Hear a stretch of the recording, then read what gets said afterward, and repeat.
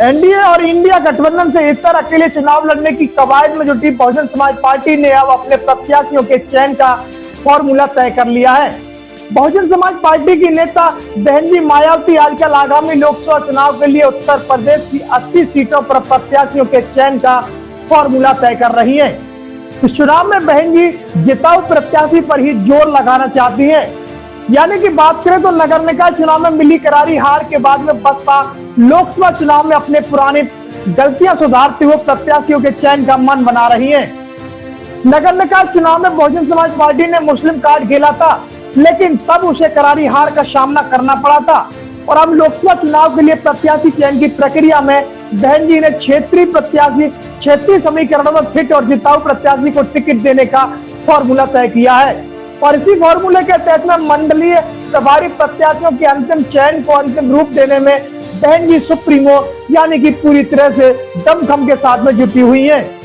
उन्होंने कई लोकसभा सीटों पर 2 से 3 प्रत्याशियों के पैनल को भी तैयार कर लिया है। बहन जी जल्द प्रत्याशियों के नामों को फाइनल करेंगी।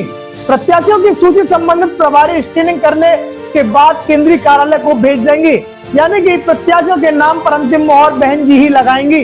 मायावती लगातार लोकसभा चुनाव की तैयारी के लिए राज्यभर बैठकें कर रही हैं और इसमें वह पार्टी पदाधिकारियों को कह रही है कि लोकसभा चुनाव से पहले हो सकते हैं। ऐसे में अपनी तैयारी पूरी करके रखें। इसके साथ ही बहन जी यह भी कह रही है कि गठबंधन के भरोसे ना रहे, क्योंकि अकेले दम पर मजबूती से चुनाव लड़ने का मन उन्होंने पूरी तरह बना लिया है। अब आपको ऐसे में बता दें कि क्या है फिट और जिताऊ जीतने के समीकरण, यानी कि बसपा पार्टी के लिए जो समीकरण तैयार किए गए उस पर हम नजर डालते हैं। बसपा सुप्रीमो बहन जी मायावती जिस फिट और जिताऊ समीकरण की बात कर रही है उसके मायने अहम है।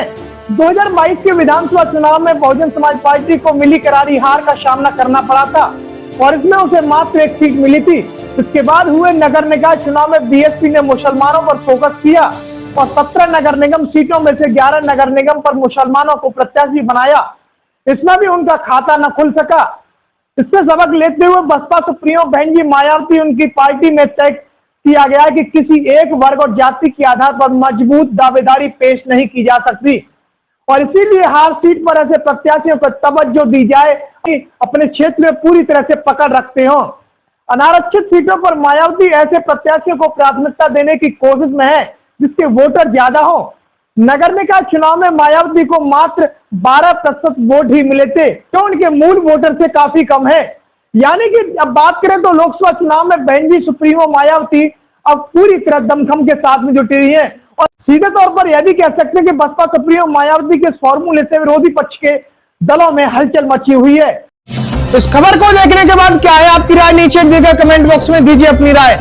ऐसी तमाम बड़ी खबरों को देखने के लिए जुड़े रहिए हमारे साथ। खबर अच्छी लगे तो लाइक कीजिए और शेयर कीजिए और हाँ, चैनल को सब्सक्राइब कर घंटे वाली बटन को दबाना ना भूलिए। फिर आते हैं आपके बीच कुछ खास खबरों के साथ। तब तक के लिए नमस्कार, जय भीम।